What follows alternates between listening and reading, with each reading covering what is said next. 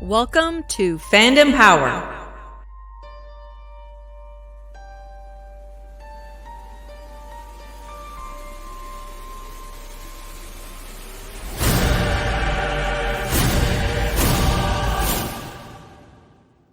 Welcome back, folks. Why, hello there.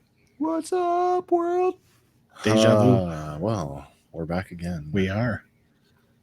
What an episode this was.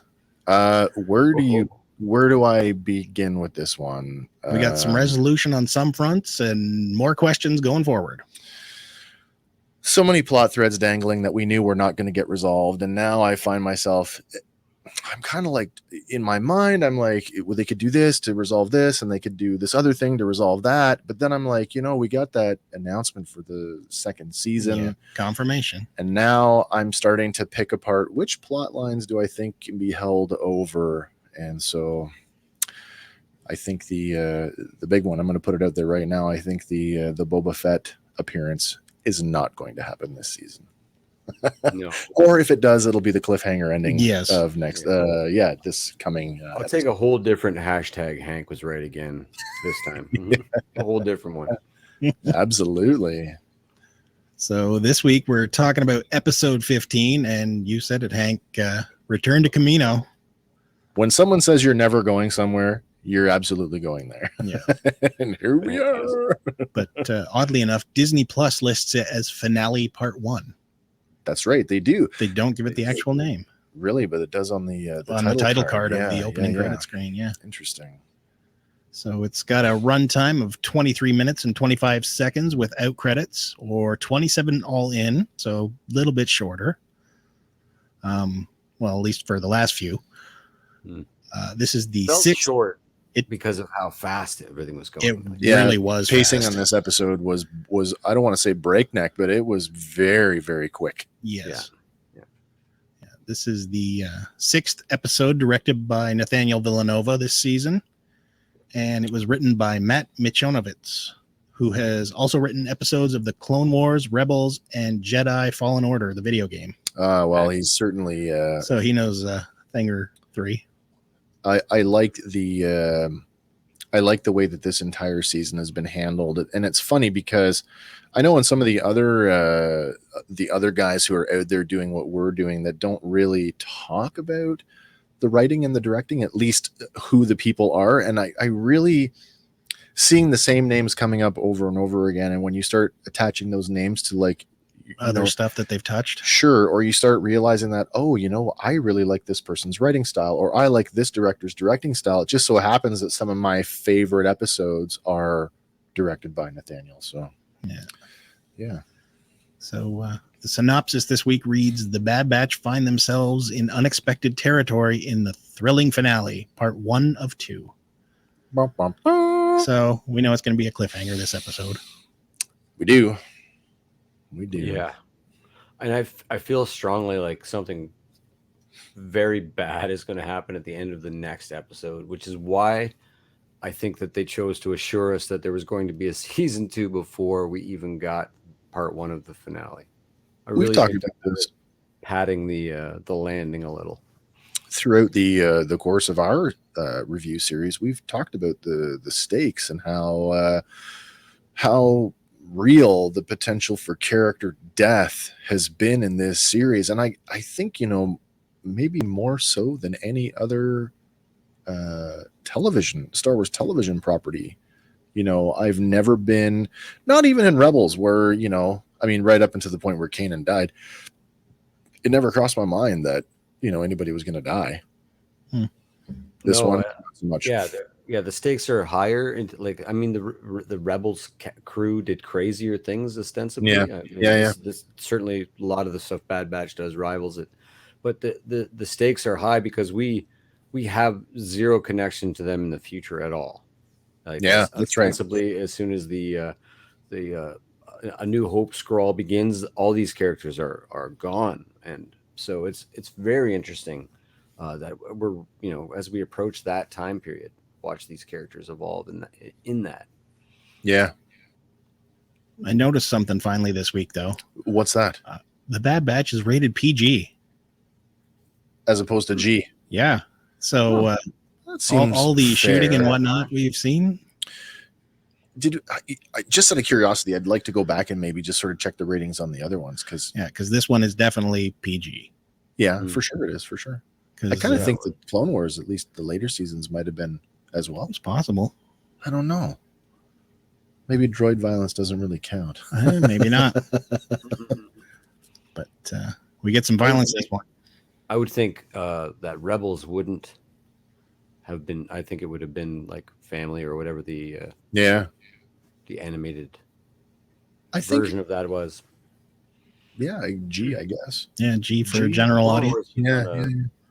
Sort of on late too, wasn't it? I recall watching Clone Wars like. I seem to remember it. Yeah, it was like a primetime show. Right. Yeah. So anyway, we open this week with a shot of an Imperial cruiser cruising through hyperspace. Right. And it looks to be a modified new class attack shuttle. Yeah. Because it's got I think this is the same one we were questioning. What is it? With the long chin and or the underslung box or whatever. You see like the connector parts on the wings there. Yeah. We've got a contrast shot here.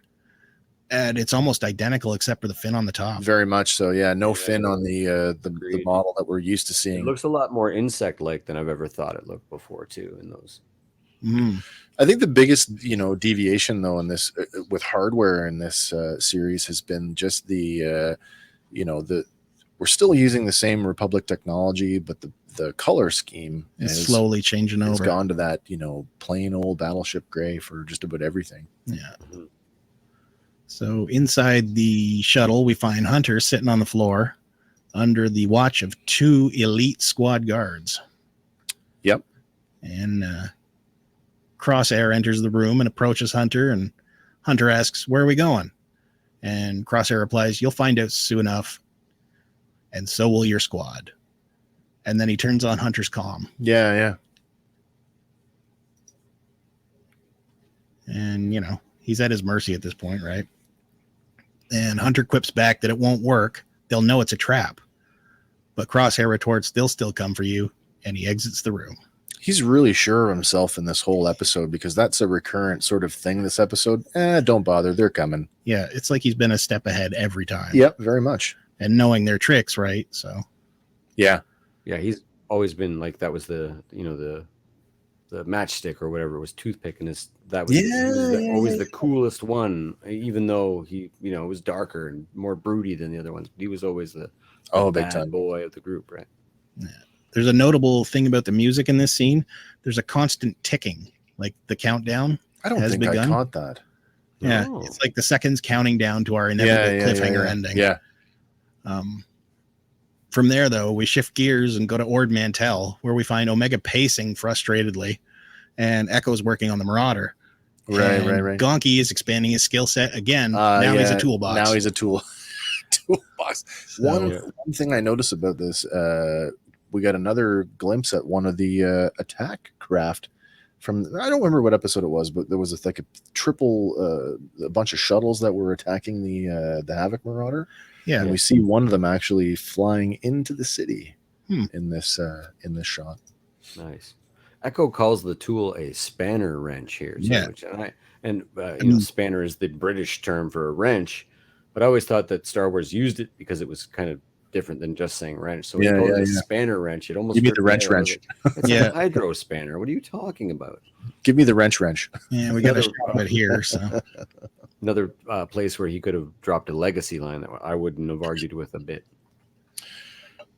That's true. Yeah. Echo asks for that spanner wrench, and Omega ignores him, stating this is taking too long. Yeah. But Echo calmly tells her to focus, but she cries out she can't. They have to go back to Darrow and rescue Hunter.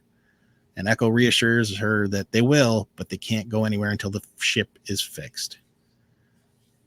So makes perfect sense to me. Yeah. We go inside the ship, and Tech is just wrapping up from his repairs. Echo and Omega enter, and Tech tell him that the hull is patched. And next, Wrecker arrives just in time to see the console light up, and he tells the others that he's left Gregor with Sid, and she's none too happy about it. And I can picture her saying that line again. This isn't a wayward home for clones. Yeah, exactly. Yeah, no doubt. Yeah.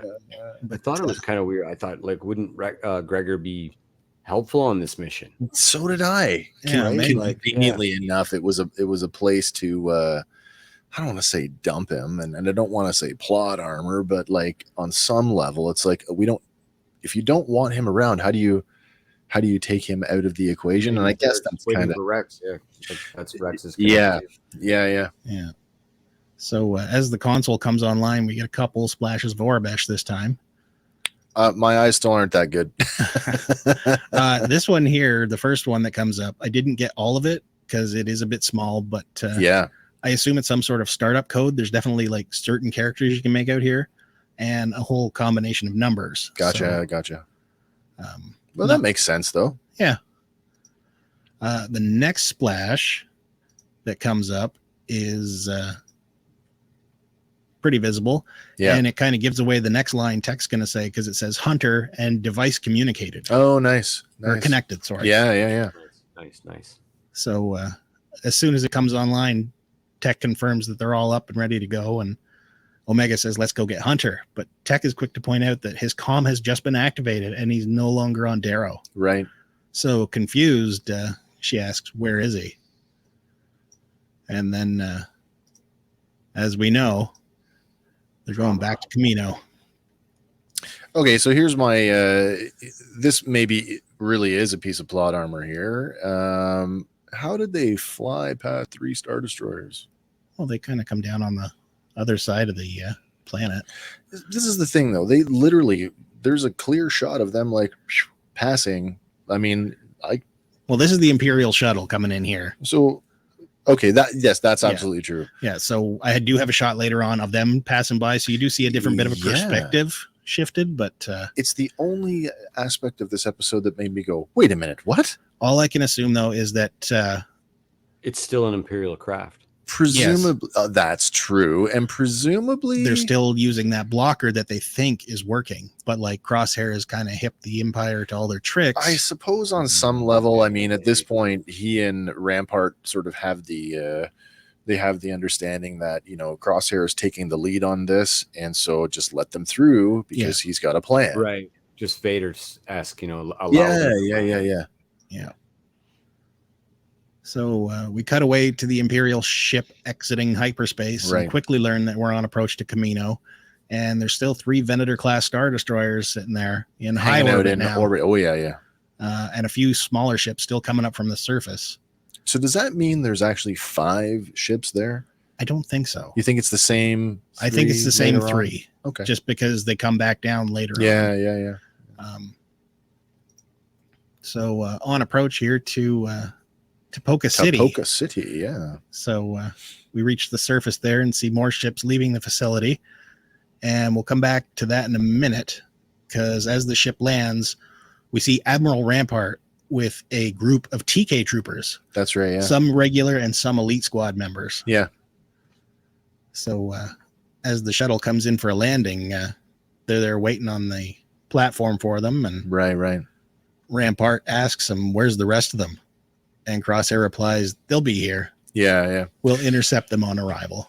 Almost like immediately noticeable too, like the lack of activity in the hangar from what we saw in previous episodes, and something is winding down. Something is afoot. Yeah. Mm-hmm. Next, Rampart confronts Hunter directly, and with a tone of almost admiration, he tells Hunter how the destruction on Ryloth got his attention. Oh, right. But before going any further, he tells Crosshair, stay on schedule. And there's something going on this episode. I don't get a shot of it here, but the facial emotions coming through on Hunter this episode are huge. Yeah, super strong. We certainly saw how upset Rampart was when the refinery was blown up, lit up. Like there was no concealing, like if White Hot Rage had a face, there it was. That was it.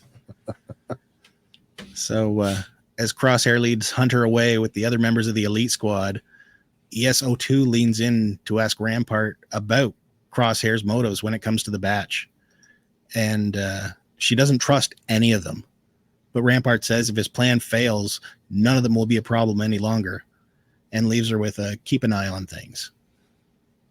So ESO2 here is kind of standing out. She's getting more lines. It's funny too, after that, episode 2 where Crosshair executed ESO1? 1 or 4, I believe. ESO4, and how everybody else just kind of quickly fell in line. Yeah. And how long has this been brewing now? This dissent, this I'm not sure if I trust this guy. Because later on, there's a couple more who are, more Empire than not. Absolutely. So we cut back to the Batch cruising through hyperspace, and inside Tech already knows that activating Hunter's comm was intentional. So in this moment, Tech's technically ahead. Yeah. But as the poker game continues. It is. It totally is. The Empire wants to come to Kamino. Yeah, but why? Yeah. And Wrecker says, no turning back now. No, there really isn't. No, they're on their way. And nothing they can do but keep going forward. So Tech turns to Omega and questions, are you positive about these coordinates? Yeah. And Omega replies, yeah, I told you. They're the landing pad that we can use in Tapoka City. And Echo postures that every platform down there will be swarming with troops. But Omega insists not this one. Not this one, yeah. So this is the first part, or the first time this episode, where Omega has a ton of knowledge that we didn't previously know she had. Right. This, at the expense of getting ahead of myself, when we do get there, this element, I thought for sure we were going to see more of this kind of underground stuff. Yeah. Throughout the course of the season. And unfortunately, we never did. No. But as they pop out of hyperspace, they make their descent to the planet. Right. Just skirting past the Star Destroyers. And here we see they're coming in like almost quarter away around the planet. Yeah. So not the same path the Imperial shuttle took, but no. Echo remarks there's only 3 cruisers. Where's the rest of the fleet? Yep. And Wrecker's quick to point out, who cares? It's a good thing. Yeah, I guess the last thing you want is, an entire fleet waiting for you. So the Kamino electrical storm causes some issues and turbulence on the way down, and Tech tells them it's going to get bumpy. But as they finally pass through the thick storm clouds and arrive at the coordinates, Tech tells Omega there's nothing here. And they're just like hovering over ocean. But Omega tells them you got to get lower. And it's almost like I don't know if it's almost a repeating or whatever, but similar to Kylo Ren in that scene where he's like, more. Oh, yeah. Because she's like, lower. Yeah. Lower. And they keep going lower. Tech, worried at this point, tells her if we go any lower, we're going to be in the water. Listen, and this is another part here. Like in the last episode when Hunter had his Rambo moment, if you can fold the wings up in the landing position and still be hundreds of meters off the ground, you can fold the wings up when you're just a few feet off the water. Yeah. So Omega tells him it's the only way to activate the platform. So this is like a pretty precise coordinate that's like in her brain. Yeah, I kind of had the same thought too. It's like, wow, that's really specific for something that is just coming to light for the first time. Yeah. I guess technically in doing this, Omega has her own Sid moment, having, left a particular detail out. Oh, yeah. So she's even learning from Sid. Good for her. And sure enough, the scanners begin picking up a large structure beneath them, and slowly a large landing platform rises out of the waters. And it's a fairly big one, fairly lit. It is. But under the water enough that it's concealed. Do you get, again, and I know, all things Star Wars being cyclic, do you get a Death Star vibe off of that? The focusing array for the mega laser? A little bit. As that's coming up out of the water, like, oh, geez. I also got a bit of 007 GoldenEye vibe from this. Just from the radio telescope. Yeah, when it rises out of the water. Yeah. Nice. And they safely land the Marauder and depart on the platform. And as they do so, the heavy storm is just raging. And again, this time they leave the door open. Well, I mean, who's going to swim out there and take it? Maybe, but I don't know. Lock your doors, people. Yeah. I mean, if they'd closed it might be floating there for them when they try to escape later. True. Wind might come along, catch it the wrong way. Right. Off it goes. Wrecker says to Omega, never doubted you for a second, kid. No. But Tech jumps in saying landing was only one problem. The question is how they're going to get into the city. Right. But Omega tells him that there's a tube system. And again, she has knowledge of this place far beyond what we've been led to believe. Big time. And she just calmly strides over to a circular panel on the platform. The floor opens and a capsule rises up. And then she's like, let's go. Yeah. And suggesting that she's been off-world with Nala Se before. Or at the very least, she's been to this platform while somebody landed. Maybe collecting like genetic material or what have you. It's funny that she makes the distinction to say that this one very specifically goes to her lab, but there are other such tunnels, and it's like, that's right. Is it so secret that individual Kaminoans maintain their own tunnel networks, independently of each other? Maybe. It's possible. I don't know. The water effect on Omega's hair here was actually really, I quite like that. Really well done. I quite like that. Yeah. So we can see that here, and I mean, you can't really tell on the rest of them because they don't have enough hair to really. But and their armor's not going to flex with the water. It was dripping on the console while she was working. Yeah. Fact. Yeah. So they continue to descend, and it's a long way down, and until they reach the bottom, there's an underwater track and all sorts of, I don't know, it's some form of marine life. I don't know what it is. I think so. Now that you mention this, because I wasn't thinking about it too much until we kind of sat down tonight. I'm like, I think they are juvenile species of that thing we see in Attack of the Clones come up out of the water with the Kamino riding it. It's got those manta like winged appendages, but maybe it's a juvenile version of that. Could be something completely different. But could be. Maybe. This scene here with the underwater tube kind of reminded me a bit of the underwater sea park in Jaws 3. Oh, I was thinking it was underwater Habitrail. Maybe. For anybody who has hamsters out there. So Tech going over his data pad tells them that this form of underwater transportation isn't documented on any of the schematics. Yeah, Echo says Kaminoans keep a lot of secrets. Do they ever? And then Tech asks Omega how she knew about it. And she's looking pretty forlorn here. She doesn't want to dive back into these memories, but kind of has to save Hunter. Yeah. She answers him. She replies, Nala Se. This tunnel leads to her private research lab, but there are other tunnels that lead throughout Kamino. So as we speculated, there are indeed many structures under the water's surface. Yeah. And they lead all over, I guess. Echo notices that something is bothering Omega, and filling in for Hunter, he kneels down to ask her if she's all right. And she replies, it doesn't matter. Saving Hunter is what matters. Right. And Echo and Wrecker kind of give a glance to each other because they're both tuning into her. Do we think that this is just a visual cue for us that, we suspected all along that she's got a special relationship with Nala Se, and that the idea that Nala Se is, for all intents and purposes, either, missing or dead, that this is painful for her, like that Nala Se may in fact have sort of the mother role for her? That's possible. Maybe, but I almost read it different. Like, she looks frightened there, and maybe Nala Se did, not so nice things to her in the name of science. It's quite possible. I never considered that, but that's entirely possible. Because there's a moment we go back when she takes off her headdress, we all interpreted it like she's just stepping away from her mother figure. But what if it was her, like literally liberating herself? Oh, that's entirely possible. Yeah.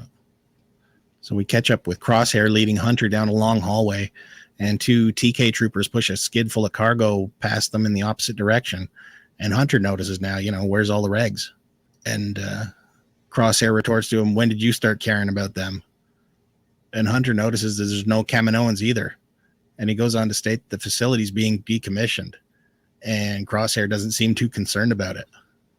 It's kind of been a recurrent thing this season. I mean, we even had an episode decommissioned. So, I mean, no surprise here that it's finally happening. Yeah. And when he says that, Crosshair asks him, why would he be? And Hunter turns around and says, because the Empire will be phasing out clones next. But pretty coldly and with a gun to his chest, he says, not the ones that matter. There's definitely some delusion going on there. Yeah. So let's diverge just for a minute here. Yeah, sure. Because as Hunter points out, there's no regs, there's no Kaminoans. Right. But according to Wikipedia, Tapoca City was the capital of Kamino, and it was home to several million Kaminoans. Yeah. So, like, what kind of massacre has taken place off screen? Because certainly all of them were not essential medical personnel. No. And that couldn't have been much more than like a handful of them. So, yeah, I guess so. Did they escape through the tunnel systems, or were they herded somewhere, or were they, gunned down? Also, it screws up any hope of a Legends version of the liberation of Kamino.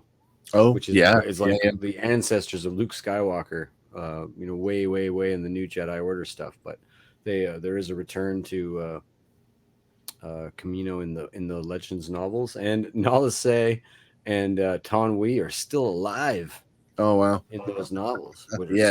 Like, 100 years from Return of the Jedi.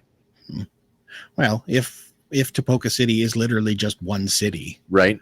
Maybe it's possible that other cities survived it. They specifically name the city in the novels, but they've taken liberties for sure before.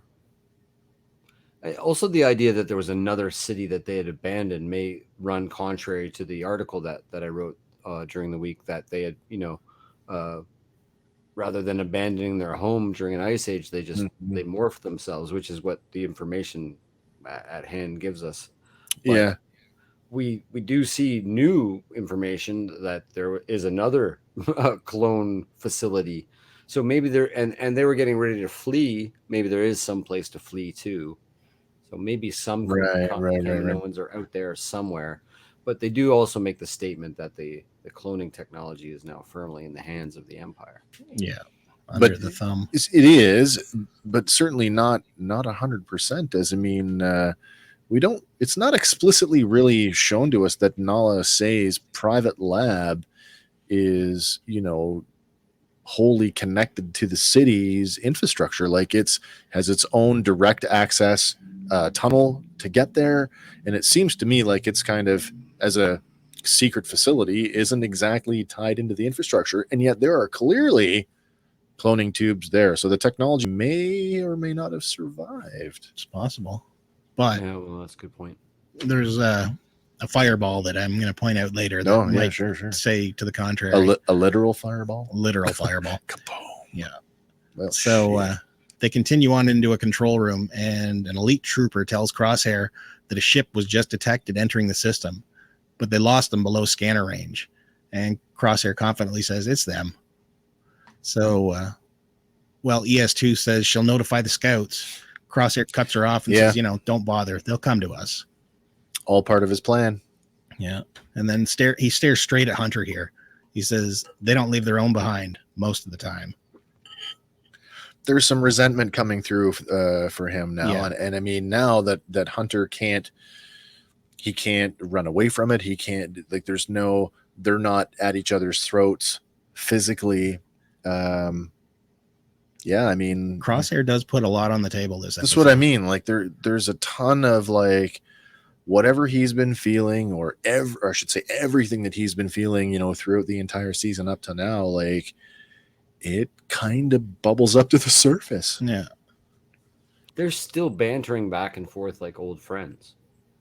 Even though they're definitely at odds here, there's an easiness to their conversation. Hmm. Yeah.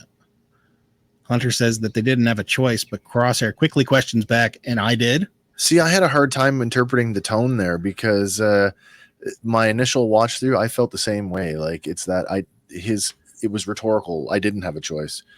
But then knowing what by the end of the episode, when Hunter says, you were trying to kill us. We didn't have a choice. And he says, well, I did. Like I had a choice and I made it. Mm-hmm. It's a tough, I think it could be interpreted in either direction, and it works either way.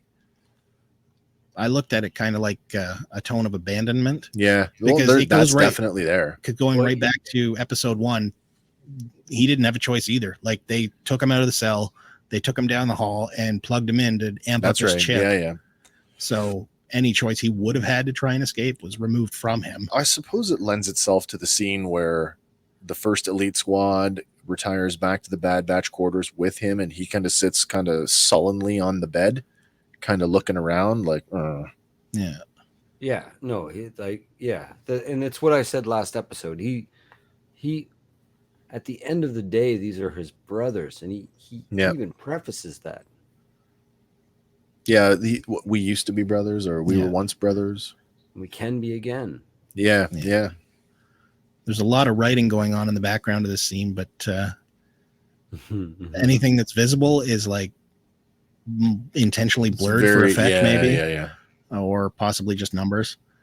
But back beneath the waves, the capsule nears its destination, and we see for sure that there is an entire network of tunnels down there. Right. And it's just like a habit trail, basically. Oh, yeah. So it is. Well, I guess, looking at that does look like, now see, I can't really tell from that image. Certainly the lit up central column lends itself to sort of like the idea of it's being a network, but then all of the other like columns around it, is that part of the one of the larger columns that hold up the city? I would think so. These are stilt columns. Yeah. Okay. Well, maybe that does kind of blow my theory out. Yeah. Arriving at Nala Se's private lab, the capsule rises up and opens, and we get a good shot of the lab here. And as the lights pop on, and love just want to say, I couldn't help but think watching this episode about like what it must be like for the production team to have unfettered access to all of the assets across every Star Wars property ever made, because I just love the sound effects around I don't want to call it the gerbil ball, but the gerbil ball, for lack of a better word. I just loved it. Yeah. So the lights slowly come on, and we see assortment of different size clone vats. Yes, we do. And Wrecker points out that it looks like every other Kaminoan lab to him. But Omega says it's not exactly like the others. Most in Tapoka City don't even know of its existence. Right. And Tech remarks that Hunter's comm is still active, and he sets off trying to pinpoint it. And Echo makes his way to a console to tap into the city's systems. And when Wrecker asks what's so special about this lab, Omega calmly tells him it's where I was created. Dun, dun, dun. And then she goes on to tell them, you were all here too. Surprise. Tank in the back of that shot there. Yeah. Surprise. She's older than they are. Yeah. Yeah. Okay. So this is where I'm going to divert for a second, because we've talked about it before and I'm absolutely compelled to bring it up again. What the hell is with clone aging now? Now that we know that she's older than them. Right. Well, she ostensibly ages normal. Yeah. Right. So they put it on the nose. She's an unaltered clone. So she is the raw genetic material of Jango Fett, the last of the line. What does that say about how fast clones age? There's a weird thing. Well, see, and they could have started this 10 years before the Clone War broke out. Right. I guess so. I mean, and she could even be 2 years younger than Boba. But there's an interesting thing in actual cloning when you look at the research and stuff. Yeah. Typically, if you clone a male, the clone is female. Interesting.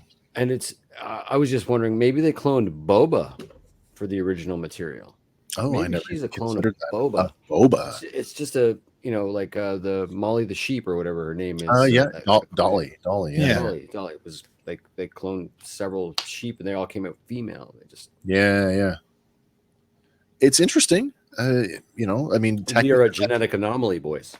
Does that technically fit the narrative of being an unaltered piece of Jango's DNA? Maybe. I mean, yeah, and then. Could she be a same age father? I guess maybe we're getting into some weird stuff there. Yeah, I mean, I take it at face value that she and Boba are probably they're not the same age, but they are the only unaltered pieces. Yeah.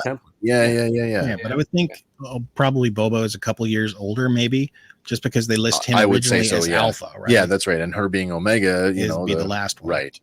So, And I mean, and they don't say that these clones, I mean, it's implied, and I tend to think that way, but they don't say that these clones were created here. She says they were also here. Yeah. And it's where they were altered. that's where their genetic mutations were amplified. Well, Tech asks her outright what you mean by that, and she says your mutations were enhanced in this lab. Yeah. Right, Experimental Unit 99 began in that lab here, and she was there for it. You know, we accept, or we at least from the other visual cues we've been given across Star Wars, we accept that clones come out of the tube in childhood. So I mean, again, there's some plot holes here. Like, what Tech even says, "Why do I have no memory of this?" And now I'm asking, why do they have no memory of that? Were they adults when they were had their stuff amped up? Like, it's possible. Where were we in the aging process? Well, maybe when you remove the clone from the tube, the aging stops or goes on to its natural flow. Like when you leave the clone in the tube for a little bit longer, you're going to get a full-grown soldier popping out of there. Well, this is what I actually thought that for a second. Like, is there the whole cloning convention shows us these kids coming out of the vats in childhood, sitting down, doing their computer training before they ever put on a suit of armor and do combat training. Is there a convention for them to have been grown right straight through in the vat right to adulthood? Maybe it would explain why she's got assorted size vats. Yeah. Or other biological experiments that just aren't as big, or maybe they could come out at 10 and then train for 2 years till they hit puberty, and maybe they accelerate at some point. Maybe they get tossed back in the vats for an extra little genetic soup. Yeah. Oh yeah. Make a clone, they don't bake evenly. That's right. Yeah. Well, I'm going to leave it at that. So, like, as we've talked about it, this is probably the fourth time now that I've brought it up, this whole clone aging thing. I'm just going to leave it out there that for me, there's a hole here, and I'm not sure how to fill it. Of a gray area, I guess so. If you guys listening or watching have some thoughts on sort of the aging process and how this all works together with the established continuity that we've already seen in the films, and of course across the Clone Wars in this show, let us know across our social platforms, because we want to hear what you have to say. So now we know that even though she is a child, she's technically older than the rest of them. Yeah. And Wrecker, he's like, is that true? And in true Tech form, Tech responds, how could I possibly know that? The guy who thinks that everything's so obvious right up until now is like, I don't know. Yeah. Omega goes on to tell them that they were only there a short time before they were sent off to be with the other clones, but Echo cuts in telling them that something isn't right. And the central files have all been wiped and there's nothing left in the system. Right.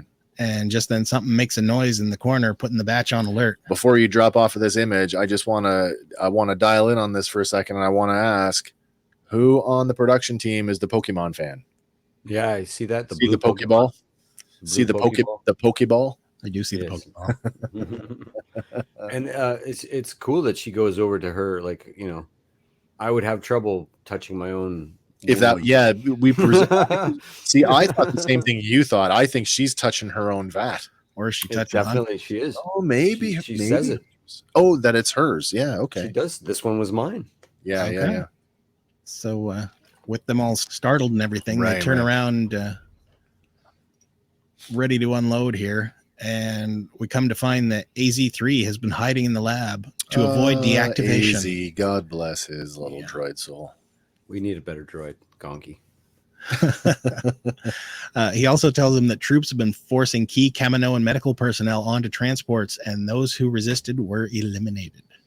Mm-hmm. He doesn't get really more on the nose than that when you say eliminated. And I mean, it's go figure, like, it's kind of the best way to say it, eliminated, destroyed. I mean, Star Wars uses some pretty interesting language on how they don't really say kill. Well, I guess they have, but droid might say deactivated, like right. Interpret it weird, right? Or terminated, but I guess that's a different franchise. I suppose. Yeah.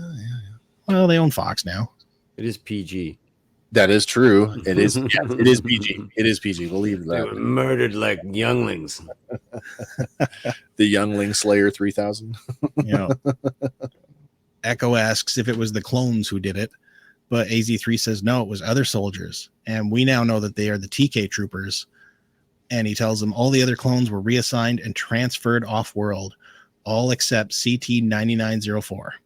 Yeah. And he goes on to tell Omega that it's not safe here and you have to leave. But she tells AZ we can't, not without Hunter. And just then Tech announces that he's found him and his comm is pinging from the central cloning platform. And they rush off to make the save, and AZ3 is now in tow. So can we just go back to the about the clones being reassigned, because that's been sort of the sort of the fan community that has been following this, and certainly the online conversations. A lot of it has kind of floated around this idea of a clone revolt or a clone uprising / clone rebellion, that we were going to see some variation of the last bastion of the Republic clones clashing with this new empire. And now with the idea that all the clones have been reassigned, is there still room to do that? Is that? I think so. I think the seed was planted with not Hunter. What was it? Hauser? With Hauser. Yes. So the big big question I have is now, if none of the clones are left on Kamino, where, because I accept, and to me, I think that it's going to be sad, kind of the same way it was when Rex faced off Jesse. It was very sad, like that really somber, this is the line in the sand where those who survive Order 66 are never going to be the same again.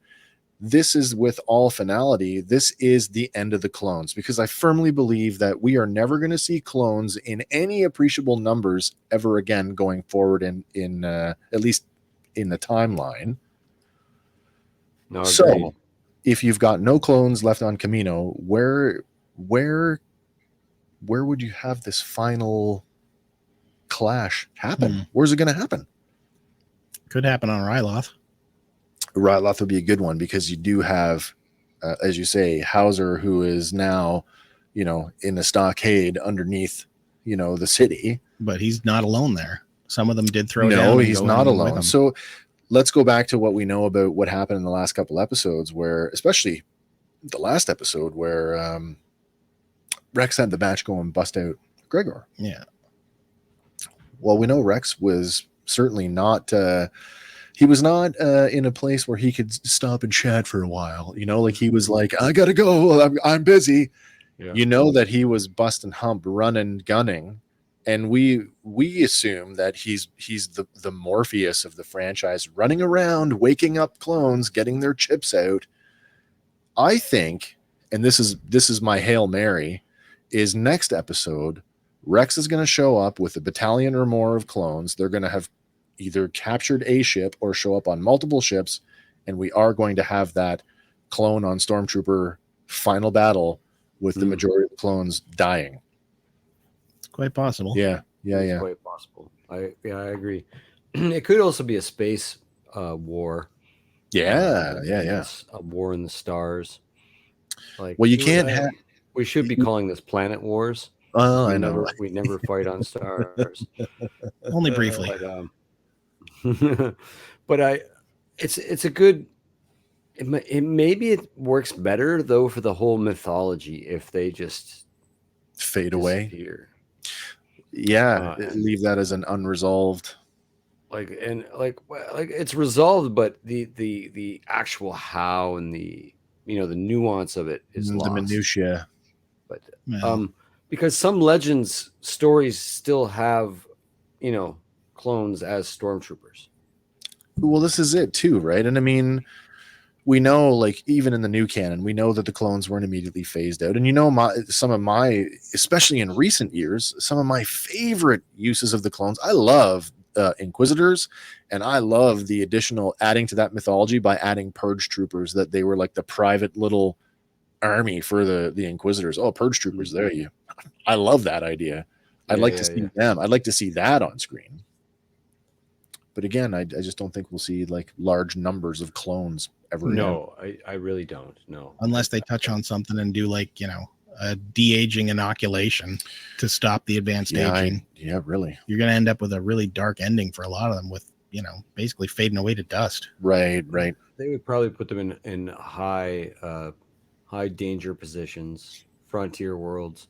You got to remember too that the Empire right now ostensibly is just a police force, so they're going to put them where the crime is, where the dirty jobs have to get done, and that's probably how they'll But it certainly, if the clones could dunk themselves in a color before the big fight, so that, or maybe just red and blue would be enough blaster fire exchanging to tell clone from stormtrooper. It would be worked so far. Yeah, bad guys red, good guys blue. Yeah, it's true. So back in the control room, Hunter tries to get through to Crosshair, telling him that he's seen what the Empire is doing, occupying planets and silencing any opposition, and he knows it's not right. But Crosshair tells him, you're not seeing the bigger picture, but you will. And just then we get Hunter trying one more time. Can't you see? They're using you. It's your inhibitor chip. But then an alarm goes off, and ESO2 interrupts, telling Crosshair that there's been an unauthorized entry on Platform 5. And Crosshair remarks, right on schedule, and it's time to go. Yeah. So Tech, Omega, and the others rush across the outdoor platform, making their way to the next building. And we hear that oh-so-familiar alarm again. Yep. So it's not limited to Star Destroyers. No. I guess we saw that on Ryloth, too, though. The same sort of klaxon. Yeah. So as they make their way down a long, well-lit corridor, they duck out of sight of some passing TK troopers who are ushering out even more equipment. And really stark contrast here to the facility on Darrow. The Kamino one is clean, it's well-lit, and unfortunately at the end of its time. Whereas, Darrow was dark, not fully operational yet, and just sparsely populated. The one thing I've always thought about Kamino is it's the most Star Trek-like environment in Star Wars. Yeah. It's like so bone white and clean and all those things, right? Yeah. Omega says to AZ3, I thought you said all the clone troopers were gone. And AZ3 says, those aren't clone troopers. And Echo surmises that they're probably the TK troopers like on Darrow. Right. So they continue to move forward to Hunter's location, and following the signal onto a large platform lined with empty hatches, Tech tells them that Hunter is directly above them. And Echo questions, isn't that the training room? That's open ground. Crosshair will just pick us off. Right. And Wrecker assuredly says, oh yeah, he's waiting. And Tech drops his plan that they won't be going through the main entrance like Crosshair would expect, but rather through the lift to give them a slight advantage. Mm-hmm. But there is some foreshadowing in this scene here. Oh, I see it. Yeah. A return of our favorite training or droids. Yes. We can see on the small screen that there is this is where they're storing the super droids from back in episode 1. I still call them the Phase 1 Dark Trooper. Yes. Yeah. The light Dark Trooper. These ones. Yeah. The unpainted. Yeah. Yes. The full droid Dark Trooper. Yeah. If you look at the Legends Dark Troopers, I mean, it's definitely pretty close to the Phase 1. Yeah. Really close. Yeah, agree. So they'll come into play later, but for now, yes, lots and lots of them. Echo tells Omega stay here, but she protests, saying they should stick together. But even Wrecker says she should wait, as Crosshair is after them, not her. And Echo tells her then, stay out of sight, and if things go south, we'll send you a signal, and that you should go back to the ship and get word to Rex. Right. So 2 episodes in a row now, the Batch are relying on her as proper backup in yet another life or death situation. Yep. So she's like, she's 100%, on the group. Even footing with them. Yeah.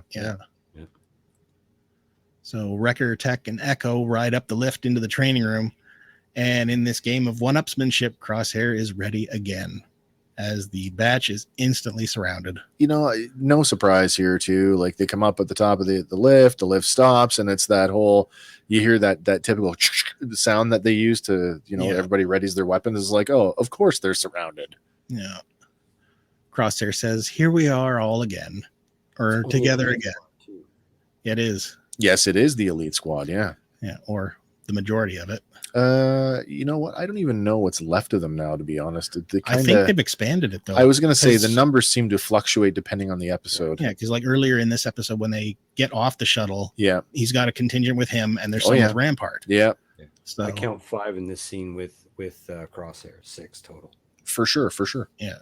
Crosshair throws Hunter's comm at the batch and tells them they won't be needing their weapons as the elite squad troopers close in, and Hunter gives them a nod to throw down their guns, knives, and explosives. Right. And it's kind of I'm not going to say a missed comedy beat, but it almost starts off like it could be, as he's throwing down a gun, then a knife.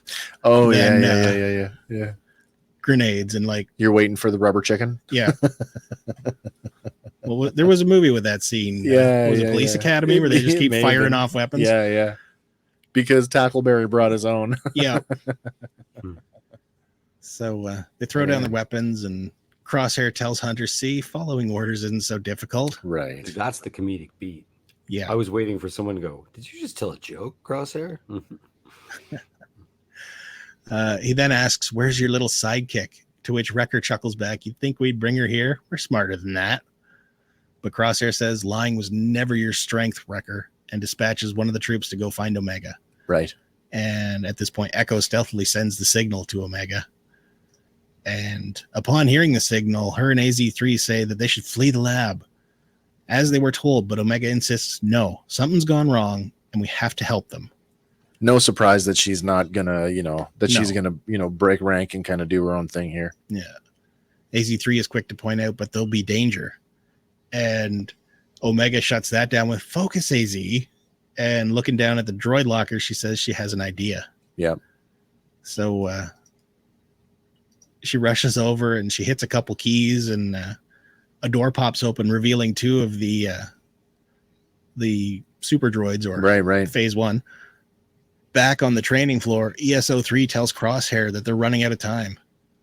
But he tells them, "Hold your positions." And Hunter asks, "Is this it? Was this your grand plan, just to bring us here and kill us?" But coldly he says, "If I wanted you dead, you'd be dead."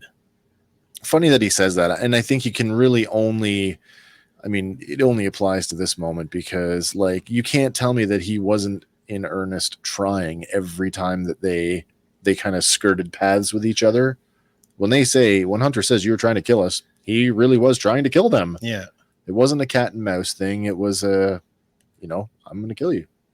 Yeah. But again, he's got his helmet on when he's telling them this, right? That's true. So that's going to come into play here in a minute. But there's a whole lot of back and forth here, like where, you're just not sure, where, you think, because we've talked about this going up to this point where redemption is this huge thing within Star Wars. And we've kind of questioned, is Crosshair going to get the redemption? Is he going to get a redemption arc? And you're not sure. And like his tone, like not just his tone, but even the phraseology that he uses, you think, oh, he's going to redeem. And then you're like, well, maybe not. And then maybe you will. And then maybe you won't. Yeah. And you really just don't know. Yeah. All 4 of our theories came true in this. They all come through simultaneously. It's kind of mental. Yeah. It's actually kind of mental. No, he does redeem himself in this. Like, he's got the line of the episode and maybe even the line of the second half of the season. Yep. Coming right up. Yep. He goes on to say, and he's directing it directly at Hunter, not that it wouldn't be justified. You betrayed everything we stood for. And for what? The Republic? I never understood that line. What did he betray?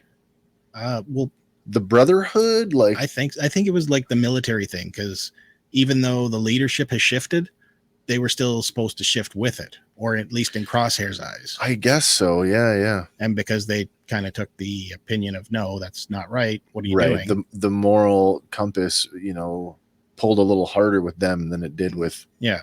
Right. But Hunter asserts himself that they're loyal to each other, not some empire. And Crosshair hisses back, "But you weren't loyal to me." And here we get the next part, and like, it's almost a sadness. In his eyes. I can see it there. There's some pain there. Yeah. Yeah. So Hunter, he's taken a step back, and Crosshair continues, "I was one of you. You may have forgotten, but I haven't. And that's why I'm going to give you what you never gave me, a chance." And at this point, the elite squad kind of cocked their heads and like they don't know what's going on here. This was not part of the plan that was laid out for them. And right then we cut to the floor below where ESO2 is quickly searching for Omega, and she finds her and tells her to freeze, and she catches her dead to rights. Yeah. Omega, I love this part. She issues a reluctant hello. And ESO2 radios Crosshair to tell him that she's been found. And Crosshair tells her send Omega on a shuttle off-world. Send her off-world, yeah. And Hunter pleads with him, don't. And Crosshair says it's for her own good and yours. So this is another one of those, like, does he know what's coming? And is he like trying to get her off-world to save her, or is he just trying to separate them? I think so. I got the feeling that he thought he had her best interest at heart as well. Like he recognized her as part of the group and was like, this is the best scenario for both of you as I see it right now. Yeah. Get her off world and away from what's about to. I interpret, Lauren said I interpret what happens next weird too. So. Yeah, well, I mean, we'll get to it organically. I think we all are sort of chomping at the bit here to get to the big, like, okay, what the hell? Yeah. So let's move on. All right. So the moment is fleeting as Hunter states she belongs with us. Right. And Crosshair retorts, living with fugitives where she's in constant danger? Huh. If you want to protect the kid, let her go. And then tells Hunter, stop pretending to be something he's not. You're not like the regs and you never have been. We're superior. Yeah. And here's a kind of. This is where my resolve came around to like, this isn't the back and forth of is he going to get redeemed or not. This is where I kind of went, oh no, he really is going the way I think he's going to go. Yeah. This is where he shows what his loyalty is actually to the Brotherhood, not necessarily to the Empire. That's an interesting plot point. That's an interesting theory too, because now, we're getting ahead of ourselves. Not the greater clone. No, just them as a squad. Brotherhood right here. Yes. Right. Yes. But I mean, he's such a perverse. 100%. He's whacked out of his mind. Yeah. 100%. Yeah. He would love for the Brotherhood to continue, provided that the brothers came with him. Yeah. Right. Yeah, he goes on to state that the Empire can't protect the galaxy without strength, and this is what we were made for. Think of all we could do together. I mean, this is the classic Vader. I am your father, and together we'll rule the galaxy. Yeah. Because he cuts Hunter's shackles off, and he says, "We were brothers once. Right. We can be again." And Hunter takes a step back towards the batch. And at this point, Tech notices there's something shiny on the wall. It took me my second viewing to actually realize that, now I see what that is. And now I understand. Yep. And Tech seeing this, he nudges Wrecker, knows that something's up. And Hunter asks, why would we trust you? And Crosshair raises his pistol at him and tells the elite squad to stand down. But they respond with a negative, Commander, and they reassert their position, ready to open fire. Yeah. And they're ready to go. And they move in for the kill. But Crosshair turns his pistol and shoots the little reflective pod on the wall that Tech noticed. And with a single shot, he kills them all. With the one shot. With a series of little convex mirrors? Yeah. That was pretty cool. Yeah. He did it before in the initial Bad Batch. Like in the hour-long episode when they fought the robots. He did the exact same thing in here. Oh, that's right. Versus the robots. In his mind, in this moment, he's clearing the way for them to join him. Absolutely, he is. Yeah. Now there's no eavesdropping. There's no other. Nobody's looking. Nobody can hear what we're saying. It's just us. Now you can make the right choice and join me. Yeah. Right. The weird part about this is that he thinks that it doesn't matter to the Empire that he just killed a bunch of his own men. That's the weird part for me. He's so singularly focused on actually, and now here's where I'm gonna argue with you that he could have killed them at any point, and that he was intentionally not killing them the whole time. You think so? He was missing shots, and we've said if we go back and listen to a few of our shows, we went, Well, he never misses, but he missed there. That's true. More than once. He never misses, but he missed there. Yeah, more yeah. than once. Especially, and when it especially was, that episode where he bullseyed a shuttle out midair. Yeah. or is able to shoot 4 people with a ping, ping, ping, like a ping pong thing. Right. Yeah, yeah.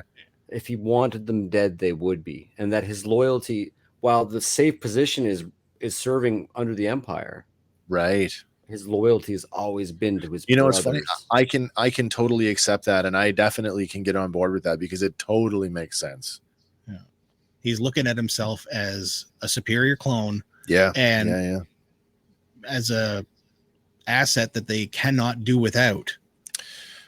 Right. Because he's looking at himself as irreplaceable. If the way forward with this new empire is all strength and intimidation, who's stronger and more intimidating than us? Yeah. Right. Yeah. And they don't call him Crosshair for nothing. No. And it's important to note during the whole pitch to the batch, he's kept his helmet on. But as soon as that elite squad hits the floor, once they're gone, he takes it off. Yep. And he walks towards Hunter and says, "Does that answer your question?" Yeah. And then we cut back to the floor below, and ESO2, unaware of what's just gone on upstairs, barks at Omega to move it. But stalling for time, she tells her, "I'm kind of in the middle of something." Yeah. And giving AZ3 just enough time to launch another door open, and it just plows right into her. Conveniently. Yeah. So there's some force on those doors. Yeah, seriously. And excitedly, AZ pops out, "I did it." And she's quick to exclaim, "Nice work, AZ." And she opens up one last batch of them. And then we switch again back on the training floor. Crosshair is still trying to convince them to join him by saying that they're meant for more than just drifting through the galaxy, and it's time to stop running. Join the Empire and you will have purpose again.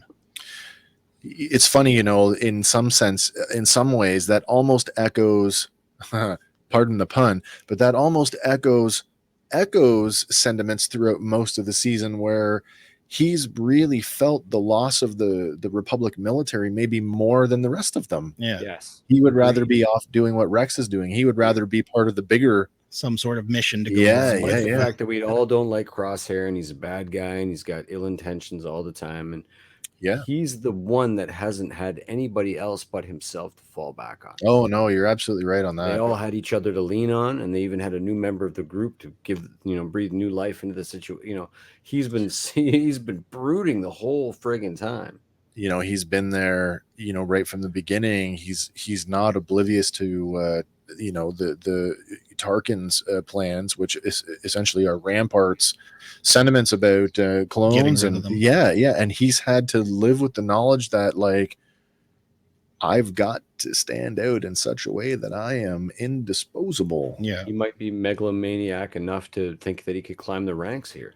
Yeah, maybe. Probably. In that sense, we could still get all those things that we theorized early on, like with Crosshair maybe becoming sort of the template for the Death Trooper. That may in fact still happen. Yeah, it's not out of the realm of possibilities. Yeah. No. The batch give each other a look, and Hunter is first to speak, saying, "You don't really get who we are, do you?" And grimly, Crosshair tells them, "Don't make the same mistake twice." And in as close to pleading as Crosshair can get, he says, "Don't become my enemy." That just, in that line, to me, like listening to him say that, it was like, that's, when Obi-Wan says to Anakin that only Sith deal in absolutes, that's an absolute statement. Yeah. Yeah. But it also, in his head, they haven't even crossed the line yet. No, I guess not, eh? Yeah, because actively they're not trying to kill him. No. It's a mistake. They made a mistake. Don't make the mistake again. Right. This time it'd be crossing the line. Yeah. Right. But Hunter answers back, "Crosshair, we never were." And again, we get that emotion in his eyes. He's so, torn, and the sincerity, like it's oozing through. Yeah. But before any further talking can be done, an alarm sounds off and the pillars begin to rise out of the floor, and droids that are inside begin to pop up and open fire.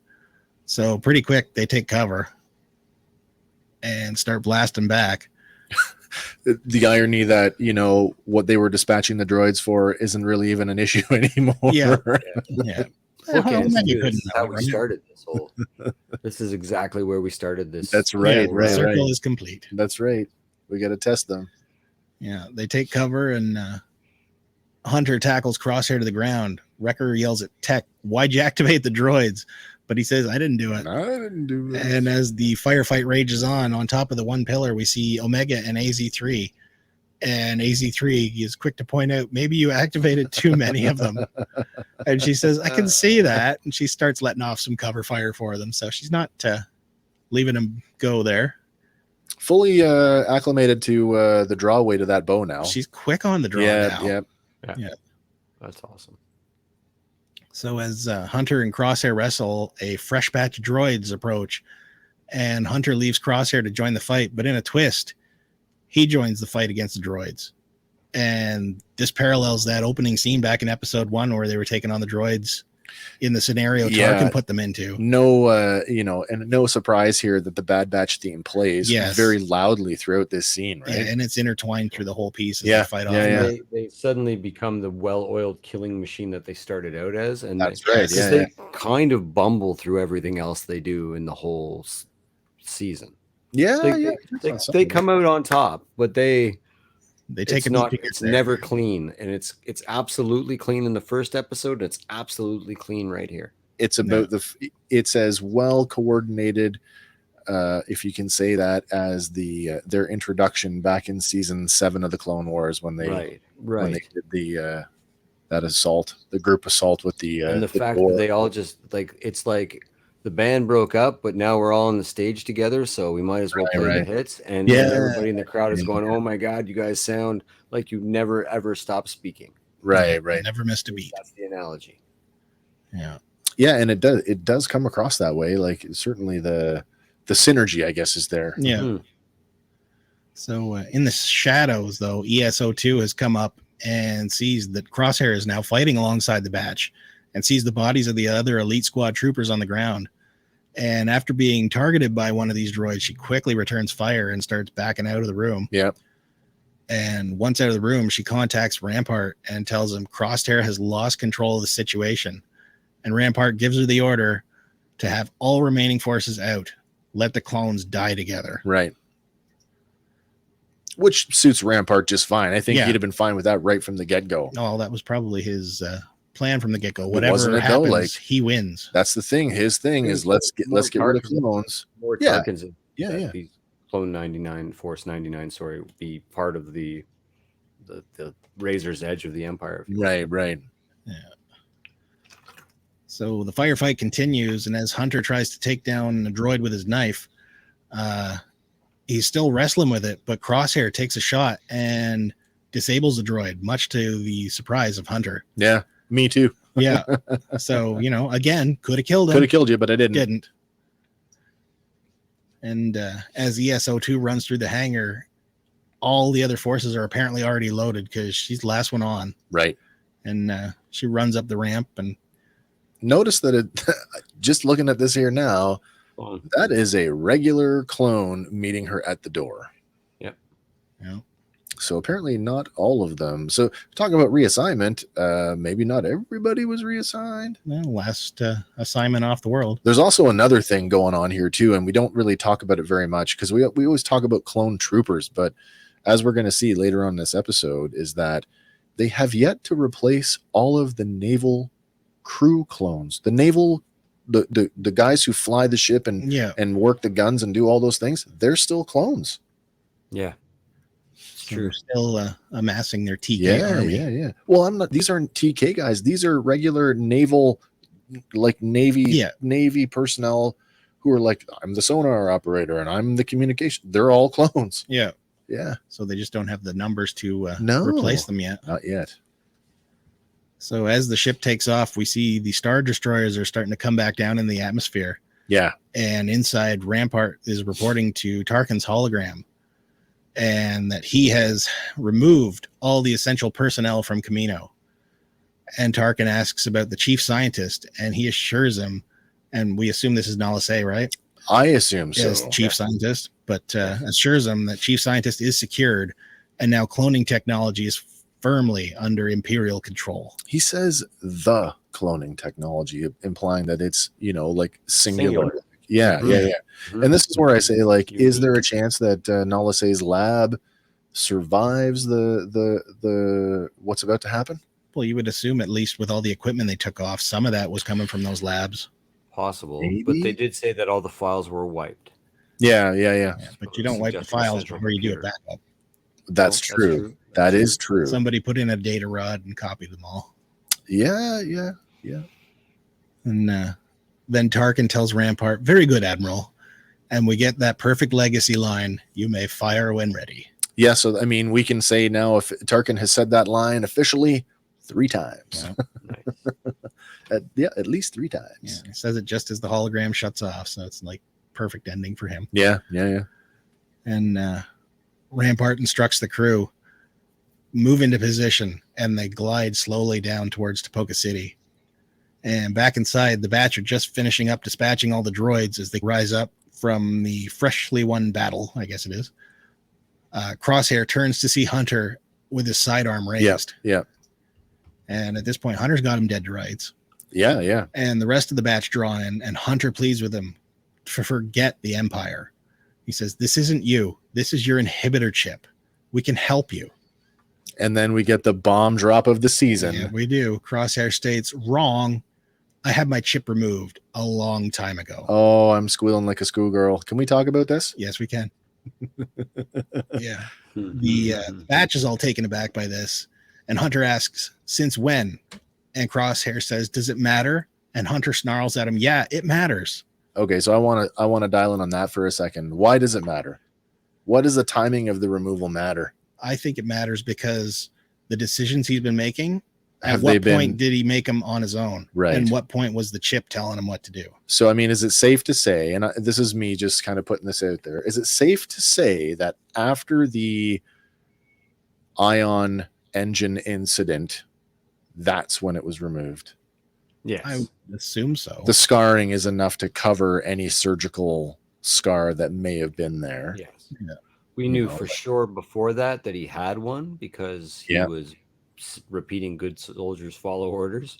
Sure. And I mean, and we know that we saw them actually trying to make it more potent. Right. That they dumped him in the machine and tried to, amp it up to 11. Yeah. So I mean, say, barring anything crazy that doesn't make any sense, that ion blast fried his chip. I thought that too. And I mean, that's where I really dug into that whole theory of maybe the chip is still there, but I doubt it's active because that whole ion energy thing, like the whole, like we treat cancer for real with ion radiation therapy, right? To reduce the size of a tumor. And we assume that the inhibitor chip functions like a brain tumor, albeit a genetically modified one. Well, all through the Clone Wars, those 2 episodes, they called it a tumor. Yeah. So the short version is I was right. He is an evil bastard. And he made those choices. Yeah. But my interpretation is that he's been making those choices because that's his position.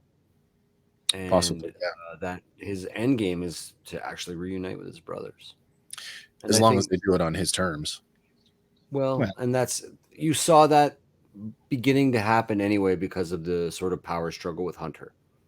He was beginning to like, I'd rather I'll be on my own terms, and he was reluctantly following orders at the beginning. And absolutely, and I'm going to go so far as to say that there is still the possibility of a full redemption arc for him, but after all the conversations that we've had, especially after last week's, I'm doubling down on the only satisfactory redemption arc for Crosshair right now is either in death or in exile. It's the only way that he can have a proper redemption.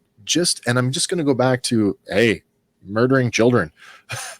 You don't get welcomed back with open arms after stuff like that. Got to save a kid first. Right. So yes, they could redeem him, and it may, in fact, they may do that in the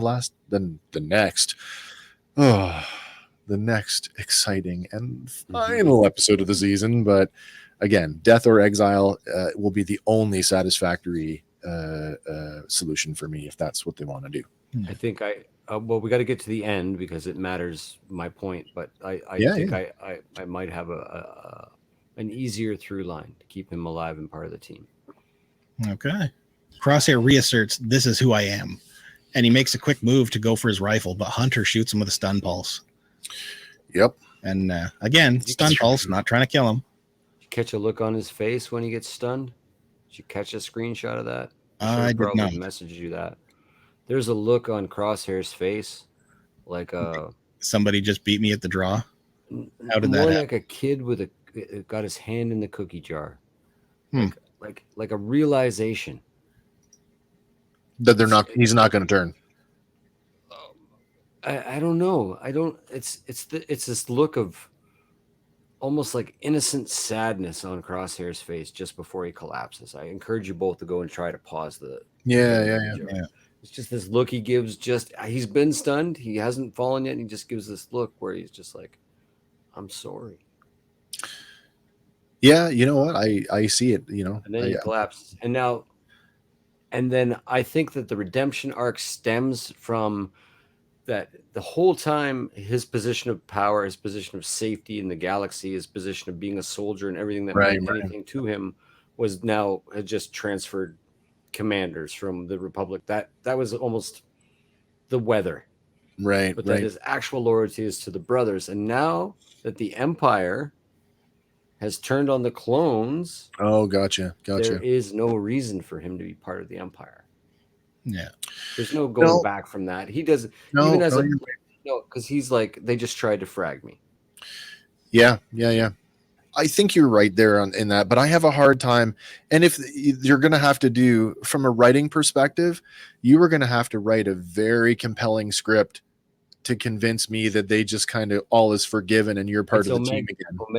Omega is the one that says it doesn't matter what he did. He's your brother. And we're just supposed to accept that because of her childlike innocence. Well, there's a part coming up here where it's reinforced in a big way.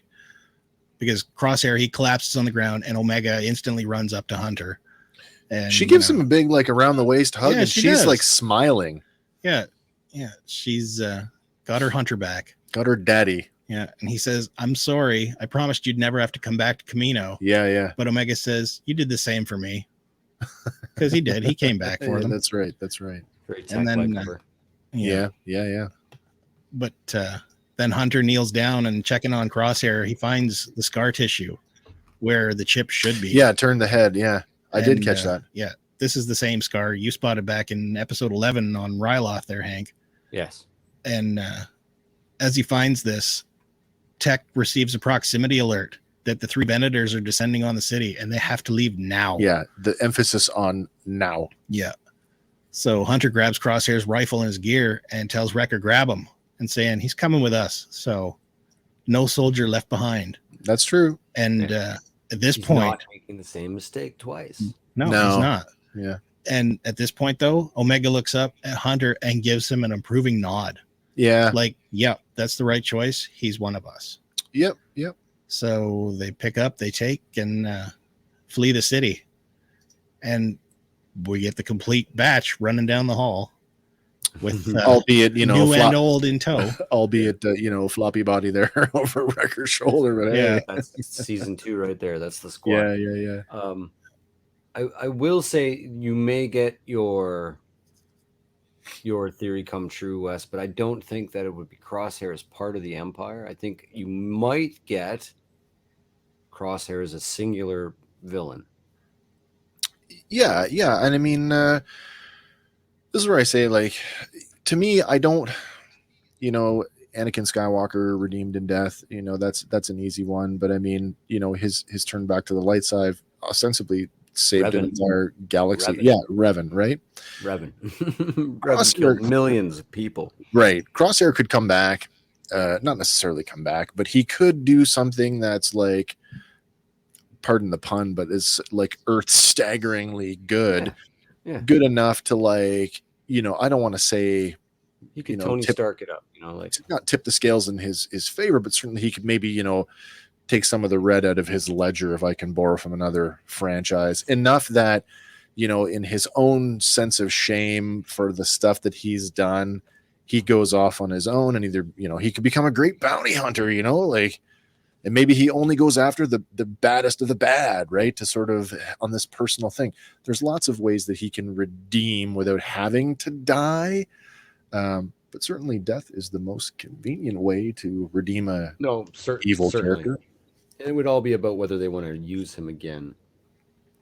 I think, you know, you have a show called super cool character. They all are. Good guy is a super cool character. They all are. And I think after how they wrote him so cold, so detached emotionally, detached, you know, except for, I mean, this whole revelation that we're having now with the Brotherhood, you really have to change your style of writing for him. He's to bring him around, to make him a more, I think for him to have closure, you've got to write him as a more whole person, you know? Yeah. I makes me want to go back and watch the season 7 arc. Yeah. And see if there was any, but before they had this falling out, and watch the chemistry there. I went and I watched it, and I mean, for what few lines that he has, like certainly the surgical sterility with which he operates is there right from the beginning. Right. Some of that other stuff, you know, the capacity to be a complete evil bastard, I don't know. I think that's kind of left up to interpretation. So, as the batch make their way down the empty hallways, the camera focuses in close on Omega, and she gives a look around and then continues to run. So I don't know if she's like taking in like the last time she's going to be here. Oh man, this whole montage sequence though. Yeah, like it's almost like I'm trying to think of another instance in pop culture where they've done this, where it's like, you know, when they did, you guys watch the Friends reunion? I watched the last 10 minutes of it. Oh, okay. So there's a point where they hover over, because they recreate all the sets. And so they like make a point of like just putting the camera just on the sets to give you that emotional connection, to take you back to that, like, oh, when it was at the height of its haha.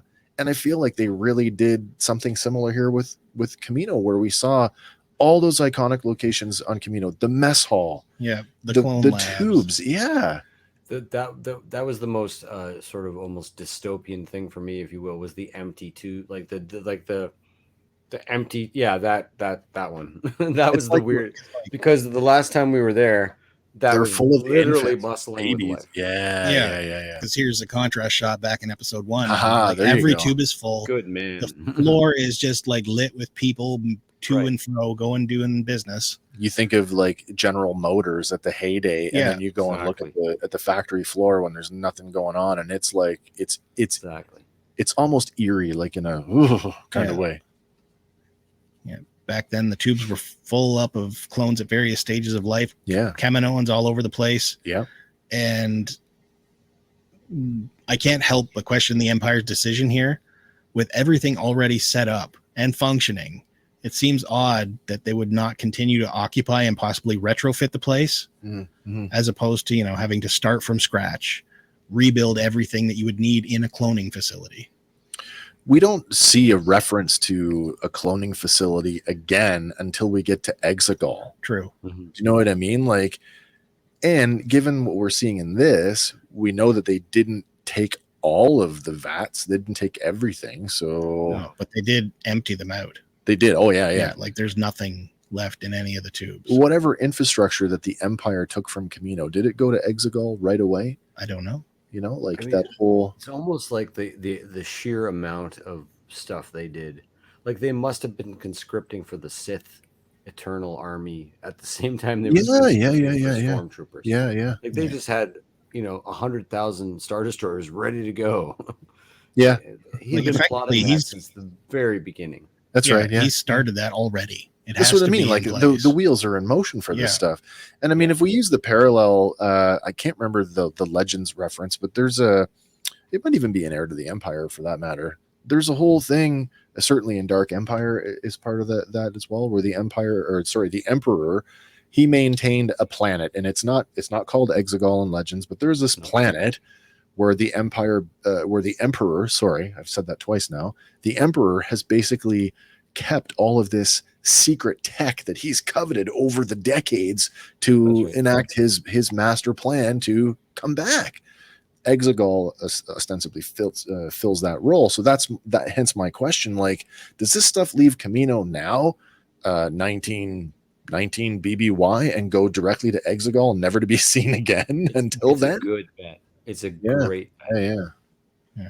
Because there was nothing on the one planet where they find the cloner guy in the Mandalorian. Right. Like, that was just information. There was no operations going on there, right? He's still wearing the uniform, and he's wearing the patch of a Kamino cloner. So like there's clearly the Empire has an active cloning facility, the Remnant has an active cloning facility at least 5 years after Return of the Jedi. So and 20 years before they find like the tubes of Snoke's in that one episode too. Yeah. So, like that's either a cloning way station or like an experimental testing facility. Right. Like, so he's got his fingers everywhere. Yeah, I mean, maybe it's just me, but and I've been pretty easy on the sequel trilogy of films, but I am itching to get some of those dots, a little bit more connected, because I love it. More, damn you, give me more. Oh, they're going to give you more. Above the city, a crewman tells Rampart that they're in position, and Rampart coldly gives the order to open fire. Yeah, and that guy's a clone. Yeah, that's a clone. Yeah. That's a clone sitting there in that seat. And so they do. They all three of them open fire, and they start to rip into the city. And inside, the batch stumbles as the facility starts to shake and the lights go out. They hurry on in an attempt to get to the lift, but they're cut off as the platform is engulfed in a huge fireball. And this is what I was referring to earlier, because this is where they came in from. Oh, so presumably that's where Nala Se's lab would be. Oh, see, now I just assumed that Nala Se's lab was down, like maybe subsurface. It's possible, but that's kind of why I thought that. I guess maybe I should have been more clear. Following the pathway back the way they came. Watch that again, yeah. I thought they just kind of took the bridge out there. Hell yeah, I guess, because they come across from platform 5. They say. Yeah. To there. Well, I assume that they came up to platform 5, and that's how they were discovered. Yeah. Because they certainly didn't know they were there when they were in the lab. Yeah, because they lost track of them after they went too low on the scanners. Right. But they turn and rush back inside, and Omega pauses for a minute, and she's like in a state of shock. Yeah. But AZ3 pulls her along, and more shots continue. And from the ship, Rampart watches as the city is literally torn apart, and domes are starting to crash into the ocean. Right. And they just continue to rain fire on the whole place, and we get this closing shot of the destroyers just letting it all fly down. There's a few references in Legends to these giant naval bombardments, especially in that original Thrawn trilogy, with when we learn that the Nogri species, their planet was devastated by Vader and Vader's Star Destroyer. They basically wiped out their atmosphere. The Legends had done a really, really good job of sort of laying out the destructive capacity of a Star Destroyer, and now we actually get to see that. Yeah. And they keep firing after the thing goes below the surface. Oh my god, yeah. They just keep firing and firing and firing. Yeah. And reduce it to nothing but rubble. And is that the pad down in the lower sort of mid left? Yeah, I don't know. I'm not sure. See that one little floaty bit off to the side? Is that the secret pad? I don't think so. I think it would be very big. That's very big. Yeah.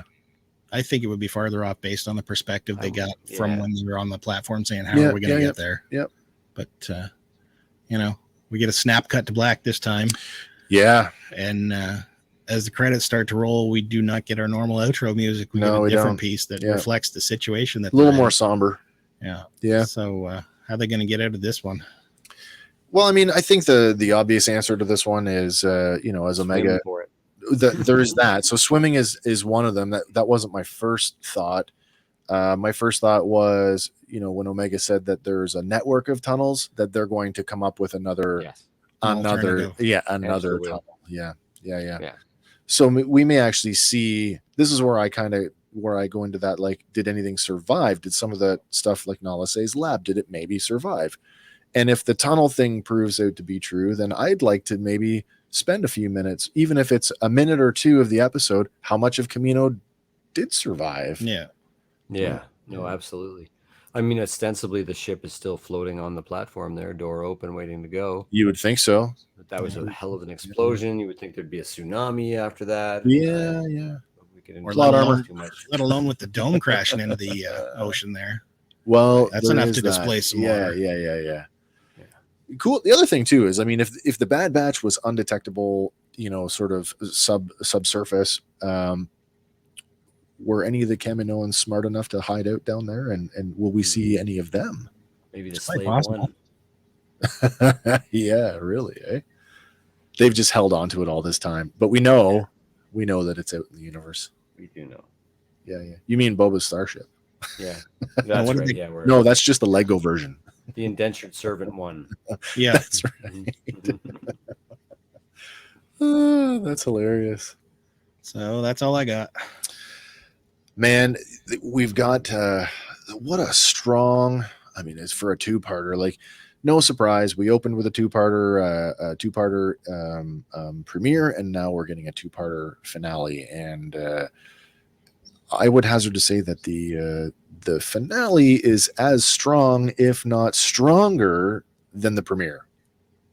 Oh yeah, and so far, lovely bookends. And if we keep going that way, it's I was super blown away by the episode, and I think they did another sort of quantum leap in the animation again. There's like this beautiful film grain over the whole thing. Yeah. And the like when they do scale, like just when you see the city that, when we're always in that city, especially if you played the video games, when you're flying through it. Yeah. It's big. And so when you see these Star Destroyers hovering over it, and you get the draw distances and the scale and stuff, it's fantastic. Yeah. So at the beginning of the episode today, we talked about all those loose plot threads that we know are just not going to get tied up because we've only got another 20 some minutes of screen time. Unless they go big and double it up. Well, so this is the thing. They did the premiere. It was 2 episodes back to back. Yeah. So I just assume based on that the finale will be roughly the same. So, that we're what, 20? They were averaging around 28 minutes. Yeah. So, I mean, if we get enough 28 minutes and we say we'll call it an hour, an hour premiere and an hour finale, I think that's, at least they're consistent. Yeah. No, so, I mean, just let's go around the room here. We got 1 episode left. Let's each of us, what's the one thing you want to see happen next week? I mean, knowing that not everything is gonna come to fruition. What's one thing you want out of next week's episode? Hank, you want to go first? I think I'd like to see Rex save them. Oh, you bastard! You stole mine. I'd like to see Boba Fett naked on a stripper pole. I don't know if I want to see that as much as the Rex thing. Is that I'm fairly certain that's where we're going, and he won't be alone, and we'll get Ahsoka Tano. If I can fully fanboy here for a minute, I wasn't going to go that far, but if I can fully fanboy here for a second, the coolest thing that could happen for me that would give me the complete satisfaction is that we do get this A version of the clone uprising, and Commander Morpheus Rex shows up with all of his awake clone buddies, including Gregor and Wolf. They show up with a commandeered Star Destroyer. There's a big battle. There's a boarding party. We get this big blowout battle, and we sweep the remnants of the clone army under the proverbial rug. Rex, Gregor, and Wolf can go off and into their exile or whatever that they're doing. But yeah, I want to see some sort of, I want to see a morally conscious clone army show up and take on the Empire in one Hail Mary. Yeah, no, that'd be sweet. That's my one thing I want. What about you, Andy? What do you want? I want Rampart to get what's coming to him. Yeah. Oh, Rampart. If they take out anything, son of a bitch. Yeah. He is. I like him. I mean, I don't like him because he's a shit. I mean, he's a bad guy, but as a character, as like, a villain, yeah. He's our he's Callus. Only I hope he's not our Callus because I don't want him to flip like Callus did. We've done that too many times in a row. Hawks. So Gaetano, that's a bigger Hail Mary than I was ever gonna say. But that would be. She's so close to Rex. Like I know. Somebody's got to save them. Could it be Sid? Could it be Sid and Gregor? Maybe. So then again, let's go the other way. Sid Gregor and Sid's firstborn Bosk and his best friend Boba. Along with Fennec Shand. We are. None of these things would be crazy. They're not, no. And I think none of them would be crazy. I think Sid would actually be a better bet because she knows where they went. She sure does. Because Wrecker left Gregor there, and Gregor has the inside scoop about what's going on. Yeah, I mean, Sid's probably got enough, given what we know because of that whole episode with the Pikes, and we know how important Ord Mantell is. I mean, Sid's probably way more connected than we gave her credit for. Yeah. She could probably raise a small mercenary army if she had to. Especially if she sired a Bosk. Well, that's what I mean. And we know from that prison episode that Bosk and Boba are tight. So it's not a stretch. How close is Ryloth to Kamino? Man, I don't know. Way out there, but she could ask for help from a few. Help could come from any of the characters we've seen. Yeah. Top could show up out of the blue, and it wouldn't be ridiculous that he's there to help. Something to draw him back in one more time. Yeah. But Tup has to survive because he's got a family. Yeah. Yes. Yeah. And as much as I don't want to rain on your parade, I don't think it'll be Ahsoka because she shifts the odds squarely in their favor. That's true. And if the clones are going to be taken out. Well, listen, what about this? We've had our Hera connection, and Hera and Omega, there's way more going on there now than maybe we thought because they're friends. She gave them their comm code. Could we get the actual meeting of Hera Syndulla and Caleb Doom? Maybe. If you're gonna throw a Jedi in the mix, why not the one that we started with? Why not the one throwaway plot thread? That would, why that would be great for me. That would give me if they were childhood sweethearts. Yeah. That would give the Satine and Obi-Wan thing such catharsis. Yeah, for real. Let Obi-Wan breathe. You know what I mean? Like, yeah, does that make sense? Yeah. Letting Kanan feel those feelings for him. Almost. Yeah, that would be cool. Actually, that would be cool. It throws us one more degree closer to the idea that, being a Jedi isn't always about the rigidity and the adherence to tenets. That it's what is the spirit versus the intent. Mm-hmm. Feel the force. Yeah. The living force versus what is it, the doctrine of it? Yeah, the living and the oh my Lord, we've gone through this a couple of times. Well, I'm not thinking so much that, but I'm thinking sticking strictly to the Jedi code versus going with where the Force is telling you to go. Yeah. The ebb and flow, I guess. Yeah. I just thought we could actually in season 2 we could explore the what the Empire does to the Lasat people. That would make for an interesting season as well. Grab Zeb as an individual character. Garazeb Aurelius is like an honor guard of the royal family of Lasat. He's a cool character. To meet him out of context from Rebels would also be amazing, and that would be a fun way for Filoni to explore, for us, for the real fans. Like, we just met Hera in her Genesis. Wouldn't it be cool to meet Sabine in her Genesis and yeah. Start laying and have the Bad Batch be your start laying Your the starting foundation. point. Yeah, Right. yeah. To how Have them be the common- thread. That, yeah. That would be super cool, actually. To bring all these people together. Oh, yeah. Hard to. 'Cause you got 3 so far. Yeah, we do. We Yeah. do. Yeah. Are you counting Chopper as well? I am counting. You Chopper. are counting Chopper. Yeah. Okay. That's fair though. I see. I Chapter three, thought so. man. Yeah, that's right. Chapter 3. All right, guys, we got one more in the pipe, and so I'll be back in the seat next week. Now that my life has returned to mostly normal, so I'll be back to narrating next week for the finale. And just to remind everybody, the week after that, so Saturday, the 21st of August, don't forget, first ever Fandom Power live stream where we are going to do our whole retrospective on season 1 of the Bad Batch.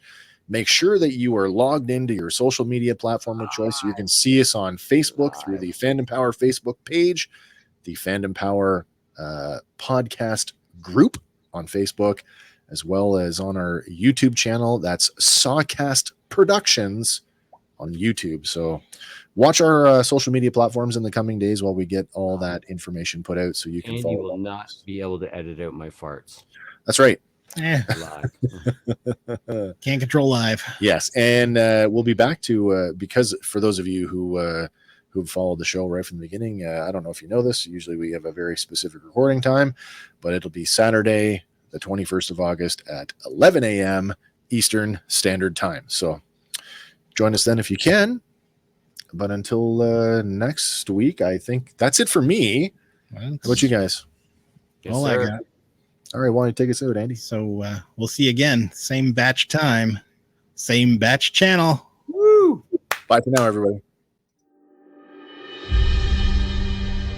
Hey guys, thanks for listening to Fandom Power.